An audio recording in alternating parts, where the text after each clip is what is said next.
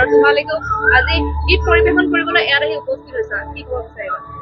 আচলতে আমি সঁচাকৈ আমি মানি ল'ব পৰা নাই আচলতে যে জুবিন দা বিহীন আজি আমাৰ প্ৰথম এবাৰ বিহু আমি কৰিবলৈ সাজু হৈছোঁ। বহুত কষ্ট হৈছে আচলতে, কিন্তু তথাপি উপায় নাইকিয়া, যিহেতু আমি প্ৰতিখন মঞ্চত এতিয়া বৰ্তমান সময়ত আমি জুবিন দাৰ আমি শ্ৰদ্ধাঞ্জলি জনাই পেলাই তেখেতৰ গীতেৰে আমি অনুষ্ঠান আৰম্ভ কৰি আছোঁ। আৰু এই অনুষ্ঠান ভাগত আমন্ত্ৰণ কৰি অনাৰ কাৰণে বহুত কমিটিৰ সকলো সদস্যক বহুত ধন্যবাদ জনাইছোঁ।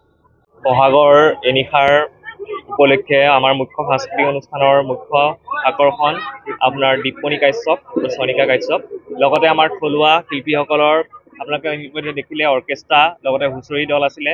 আৰু আমাৰ দিনটো যোৱা কাৰ্যসূচী বিভিন্ন ধৰণৰ খেল ধেমালি আছিলে, য'ত আমাৰ গাঁৱৰ বয়োজ্যেষ্ঠৰ পৰা শিশু সকলোৱে অংশগ্ৰহণ কৰিলে। ইতিমধ্যে সেইসকলৰ বঁটা প্ৰদানো আমাৰ ইতিমধ্যে শেষ হ'ল।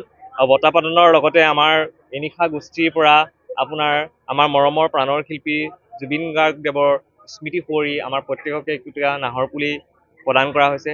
আমি আশা কৰিছোঁ আৰু তেনেকৈ কোৱা হৈছে যে গছপুলিটো যাতে ভালদৰে প্ৰতিপালন কৰি আমাৰ প্ৰাণৰ শিল্পীজনৰ মৰমৰ হেঁপাহটো সদায় যাতে জীয়াই ৰাখে, আৰু সেই বস্তুটোকে আগবঢ়াই আমাৰ আজি সাংস্কৃতিক সন্ধ্যাটো পতা হৈছে, যাতে আমি তেখেতৰ স্মৃতিৰে আমি অনাগত সময়খিনি ভালদৰে আকৌ জীপাল কৰি ৰাখিব পাৰোঁ, সেয়ে আমাৰ কামনা। আপোনালোকে কেইদিনীয়া কাৰ্যসূচী লৈ এই অনুষ্ঠানটো অনুষ্ঠিত কৰিছিলে? আমাৰ এদিনীয়া কাৰ্যসূচীৰে আজি অনুষ্ঠানটো আছে, আৰু প্ৰায় আমাৰ বহু পুৰণা অনুষ্ঠান, আৰু আমাৰ গাঁৱৰ বয়োজ্যেষ্ঠসকলে অলৰেডি বহুত বছৰৰ পৰাই পাতি আছিলে, আৰু আমাৰ ধৰি লওক প্ৰায় 24-25 বছৰ প্ৰায় হৈ গৈছে সম্পূৰ্ণ হৈছে।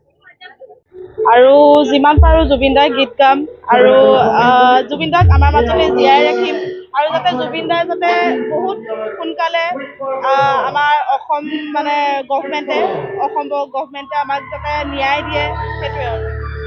এইটো মোৰ প্ৰথম অনুষ্ঠান হয়। আছে আৰু 2-3খন তেনেকৈ আছে আৰু।